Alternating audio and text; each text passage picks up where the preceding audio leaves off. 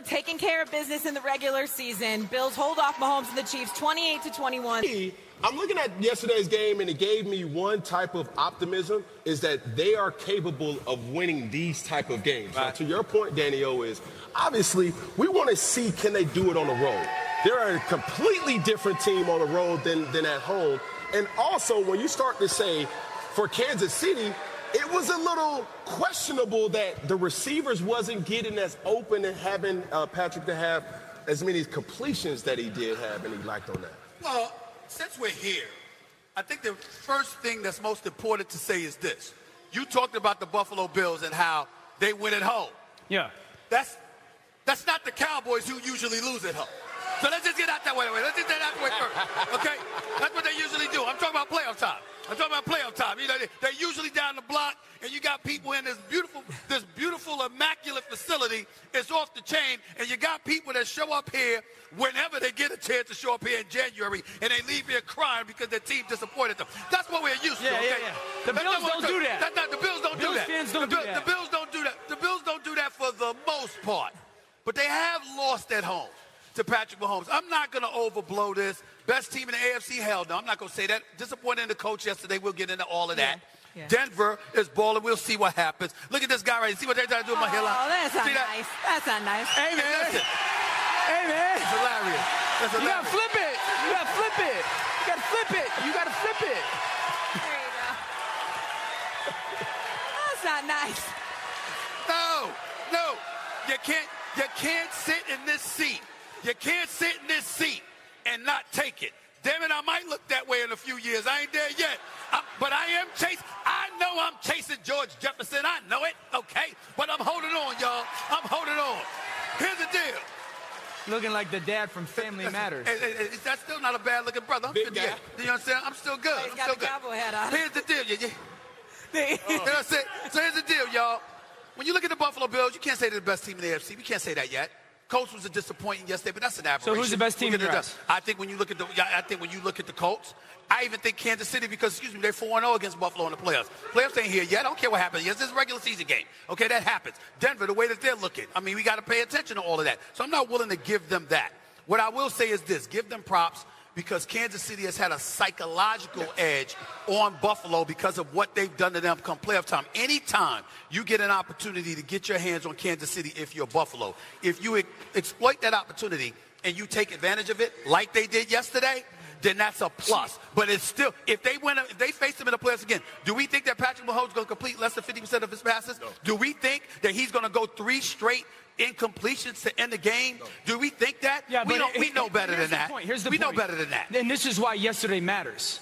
If Kansas City has to go to Buffalo in the playoffs, you think they can win, right? Yes. If Buffalo has to go to Kansas City, I don't think they can. That's why yesterday matters so much. I'm not saying it doesn't matter. I'm saying they ain't the best team in the AFC, number 1 and number 2. You don't know if they'll lose in Buffalo come playoff time because of the psychological advantage Kansas City's had. They didn't lose at all last year at home, Buffalo. No. They've lost once in the last 2 years at home. I'm talking about, do you have total faith that they would beat Kansas City at home with Patrick Mahomes on the opposite side of the sideline? I'm saying I don't believe that. I don't know that. If this Buffalo team is healthy and they're at home, I would take Buffalo. If anybody could do it, Josh Allen could do it. But the other parts that work with him, you got a cat like Kincaid dropping the ball right through his hands. Anything can happen with these guys. You got to Buffalo pay that. matches up well versus Kansas City. They don't match up well versus like an Indy or New England who want to pound the football, or even Baltimore. Right. But they got to be at home. From the moment this rumor surfaced, Chiefs fans everywhere started asking the same question. Is this real? Could Jerome Ford actually land in Kansas City? Because if it happens, it wouldn't just be another mid-season transaction. It could be the kind of move that reshapes the entire balance of power in the AFC. Jerome Ford, the bruising and electric running back from the Cleveland Browns, has quickly become one of the most intriguing names in the NFL trade market. Reports out of Cleveland suggest the team could be open to listening to offers for him as they shift focus to younger talent and a changing offensive identity. That's where Kansas City comes in, a franchise that doesn't wait for opportunities, it creates them. Let's be honest, the Chiefs' running back room has been solid, but not bulletproof. Isaiah Pacheco brings fire and energy, but the load is heavy, and late in the season, those hits start to accumulate. Clyde Edwards-Helaire has had flashes, but inconsistency and injuries have made his role uncertain. Adding Ford to that mix would give the Chiefs something they haven't had in years: true backfield depth with explosiveness, patience, and vision. Ford's game is built for Kansas City's system. He's a one-cut runner with a burst that fits perfectly behind Andy Reid's zone blocking schemes. He's got that balance of power and finesse, a back who can lower the shoulder in traffic or bounce it outside for the big gain. Statistically, he's shown that he can handle 15 to 20 touches per game and still keep his efficiency high. He's young, affordable, and hungry to prove he can carry the load on a contender. Imagine giving Mahomes another reliable weapon who can turn a check down into a 20-yard gain. When you look around the league, every contender has one thing in common: balance. The Ravens pound you on the ground. The 49ers run through you and around you. Even the Eagles have built their identity on controlling the clock. The Chiefs already dominate through the air, but adding Ford would give them that same edge: the ability to dictate tempo, to grind down defenses, to close out games when it matters most. Sources inside the AFC have noted that several contenders have quietly inquired about Ford's availability. Kansas City isn't just another destination, it's the perfect fit. The locker room culture, the leadership of Mahomes, Travis Kelce, and Chris Jones, and the offensive creativity of Andy Reid make it the ideal environment for a young player looking to explode into stardom. Ford wouldn't just join a team, he'd join a dynasty. And let's talk about what that means for the Chiefs' identity. For the last few seasons, the offense has evolved, finding new ways to win even without Tyreek Hill. The rise of Rashee Rice, the poise of Mahomes, and the adjustments on defense under Steve Spagnuolo have made Kansas City more complete than ever. But adding a back like Jerome Ford brings something symbolic. It tells the NFL world that the Chiefs are still aggressive, still forward-thinking, still willing to make the bold move to stay on top. Think about those critical playoff moments when the clock is winding down and everyone in Arrowhead can feel the pressure. That's when you need a back like Ford, a player who can break tackles, burn the final minutes, and slam the door on an opponent's comeback hopes. We've seen what Mahomes can do with the ball in his hands. Now imagine what happens when defenses have to fear a running game that can win the game on its own. Adding Ford would also open up the play-action game, something that Andy Reid could weaponize to perfection.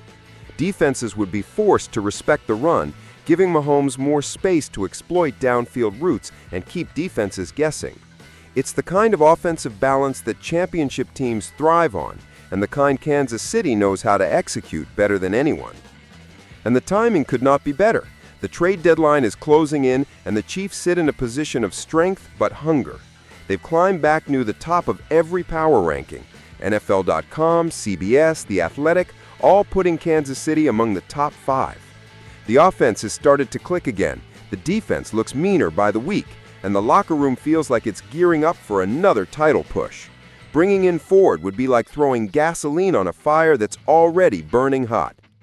For Chiefs Kingdom, this is the fun part of the season, when hope turns into belief. The dynasty is not fading, it's reinventing itself. Patrick Mahomes is still the standard, Andy Reid is still the mastermind, and Brett Veach is still the genius in the front office, making moves when nobody expects them. Jerome Ford could be the next name added to that list of under-the-radar acquisitions that end up shaping a championship run. So, what would it mean for Kansas City? It means control. It means versatility. It means no more predictable third and longs, no more pressure solely on Mahomes' arm. It means a balanced, multi-dimensional offense capable of outthinking, outrunning, and outlasting any team in the NFL. In conclusion, Jerome Ford to the Kansas City Chiefs isn't just a rumor, it's a possibility that makes perfect football sense. It's a move that aligns with everything this franchise stands for: smart, bold, and focused on winning now. For the rest of the league, it's another reminder that the Chiefs don't rebuild, they reload. Now it's your turn, Chiefs Kingdom. Do you think Jerome Ford could be the perfect addition to Kansas City's backfield? Would he make the offense unstoppable heading into the postseason?